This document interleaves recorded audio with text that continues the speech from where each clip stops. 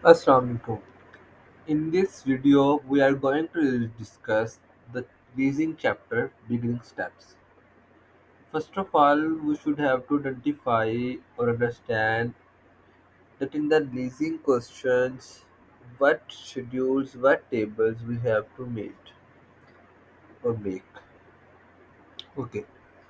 जो basically leasing के questions हैं इसमें हमने ये डिसाइड करना होता है कि जो ओनर है उसको सॉरी जो पर्सन परचेज करने जा रहा है उसको लीज को चूज करना चाहिए या उसको परचेज को चूज करना चाहिए इन सभी क्वेश्चंस में।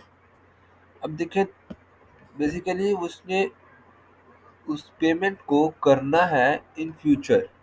ठीक है, वो अभी सोच रहे हैं ना कि उसको परचेज करना चाहिए कि उसको लीज करना चाहिए, तो वो उसने करना है इन फ्यूचर।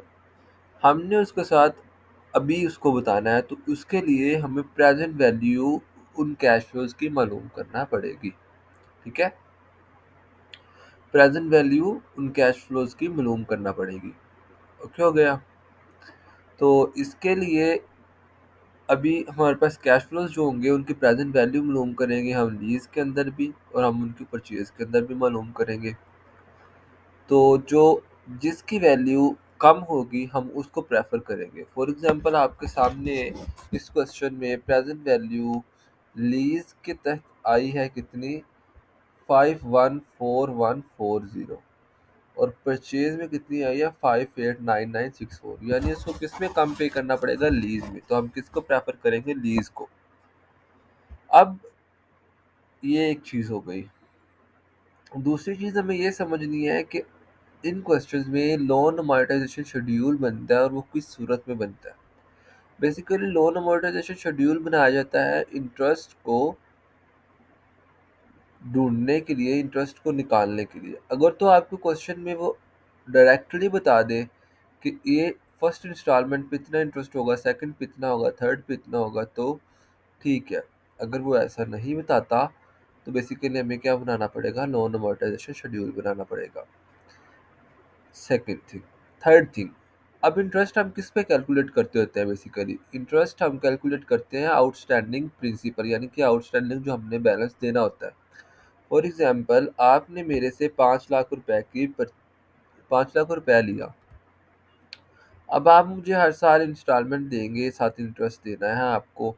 आपने मुझे 5 लाख रुपए आपने मेरे से लिया, और आपने मुझे पहले साल 1 लाख रुपए दिया, और आप कहें कि मैंने आपको बाकी 4 लाख रुपए देना है। तो ये बिल्कुल गलत बात है कि आपने मुझे 4 लाख रुपए देना है, क्योंकि आपने मुझे 5 लाख का 5 लाख वापस नहीं देना। आपने मुझे 5 लाख प्लस इंटरेस्ट वापस करना है। तो हर इंस्टॉलमेंट में क्या होता है, बेसिकली इंटरेस्ट। तो वो इंटरेस्ट हमने निकालना होता है। फॉर एग्जांपल 5 लाख रुपए आपने मेरे से लिया, आप फर्स्ट ईयर के एंड पे मुझे 1 लाख रुपए दे रहे हैं। तो इसका मतलब है इस 1 लाख में प्रिंसिपल भी है और इंटरेस्ट भी है। इसे कहते हैं इंस्टॉलमेंट। इंस्टॉलमेंट दो चीज़ों का मजमूआ होता है, प्रिंसिपल और इंटरेस्ट। और इसी को निकालने के लिए हम क्या बनाते हैं, लोन अमॉर्टाइजेशन शेड्यूल।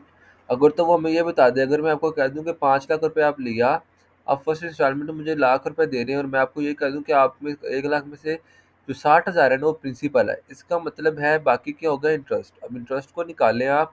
5 लाख में से 60,000 आपने मुझे प्रिंसिपल दिया, आपको बाकी प्रिंसिपल कितना रह गया, 4,40,000 रुपये। तो आप नेक्स्ट ईयर इंटरेस्ट किस पे लेंगे, 4,40,000 पे लेंगे, जितने परसेंट इंटरेस्ट होगा, और वो आपका इंटरेस्ट हो जाएगा। तो इंटरेस्ट किस पे कैलकुलेट करते हैं, आउटस्टैंडिंग प्रिंसिपल पे। ये चीज़ थी दूसरी। थर्ड थिंग ये कि आपको समझना चाहिए कि ये देखें, ये जो क्वेश्चन है, देखिए वन, अब प्रेजेंट वैल्यू इंटरेस्ट फैक्टर जब हम लेंगे ना, हम 2,20,000 का लेने लगे हैं, तो हम किस पे लेंगे, सिंगल अमाउंट पे लेंगे। अगर मैं ये करूँ, ये देखें, ये 2,20,000 है, ये भी 2,20,000 है, मैं ऐसे कर दूँ 1 2 4 कर दूँ, या 5 कर दूँ। फॉर एग्जांपल 4 कर देते हैं, चलो। ये भी 2,20,000 तो मैं प्रेजेंट वैल्यू इंटरेस्ट फैक्टर और पैरिटी देखूंगा, क्योंकि 2,20,000 एक से लेकर 4 साल तक के लिए series of equal cash flow है।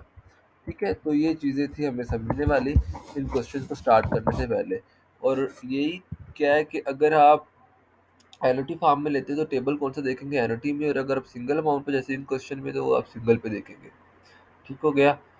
और यही था इस वीडियो के लिए। नेक्स्ट वीडियो में हम डिस्कस करेंगे क्वेश्चंस को इन डिटेल। थैंक यू, जज़ाकल्लाह, अल्लाह हाफिज़। Remember me in your prayers.